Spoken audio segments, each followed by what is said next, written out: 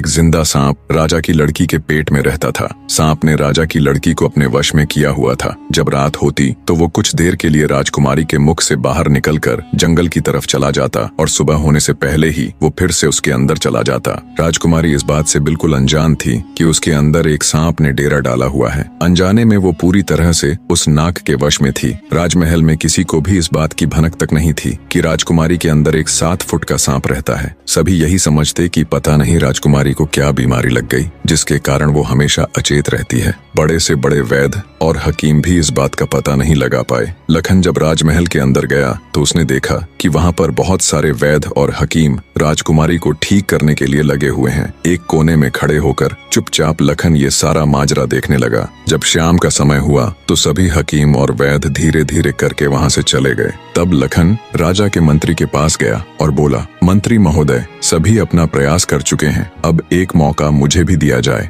लखन की बात सुन मंत्री उसे अपने साथ ले राजा के पास जाता है और लखन का प्रस्ताव राजा के सामने रखता है। बेचारा हर तरफ से निराश हो चुका राजा एक बार अनमने ढंग से लखन की तरफ देखता है, फिर दुखी मन से कहता है, बताओ तुम मेरी बेटी का इलाज किस प्रकार करोगे। लखन राजा को प्रणाम कर बोला, महाराज, मुझे एक रात अपनी बेटी के साथ ठहरने की इजाजत दीजिए, तभी मैं किसी नतीजे पर पहुंच सकूंगा। एक बात और महाराज, मैं बिल्कुल एकांत में राजकुमारी के साथ रहना चाहता हूँ, तभी मैं अच्छे से ध्यान लगाकर राजकुमारी जी की बीमारी का पता लगा पाऊंगा। लखन की आत्मविश्वास भरी बातों से राजा के मन में हल्की सी उम्मीद जागी। उसने लखन को रात में राजकुमारी के साथ एकांत में रुकने की इजाजत दे दी। राजा की इजाजत मिलते ही लखन राजकुमारी के कक्ष में गया और उससे कुछ दूर एकदम चुपचाप बैठकर उसे देखने लगा। जैसे ही रात के 12 बजे का समय हुआ तो अचेत अवस्था में पड़ी हुई राजकुमारी के मुंह से सांप बाहर निकला और महल के परिसर से होता हुआ जंगल की ओर चला गया। ये सब देख लखन दंग रह गया। वो बिना कुछ हरकत किए चुपचाप वहीं बैठा रहा। जब रात का आखिरी पहर खत्म होने को आया तब वो सांप वापस लौटा और राजकुमारी चंद्रकला के मुख से होता हुआ पूरा उसके अंदर समा गया। दम साधे लखन ये सारा माजरा देखता रहा। सारा माजरा देख उसे समझते देर न लगी